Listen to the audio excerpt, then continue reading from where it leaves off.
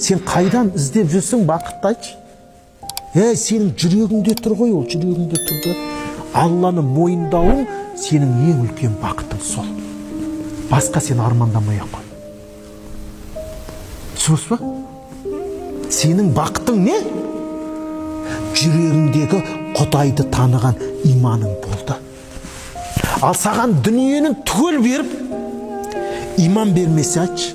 Олды да берді, қызды да берді, қатынды да берді, алтынды да берді, күмісті де. Мына дүниенің бәрін саған берді да, бірақ иман бермеді. Сондықтан Алла бізге Құранда не деді? Роббана ла тузиг қулубана бағда из хадайтана. Раббым, сен өзің бізді хидаятқа келгеннен кейін жүрегімізден иманды алып қойма. Міне осы керек бізге. Дүниемді алсаң да менен иманды алма де. Міне. Оған ештеңе тең келмейді.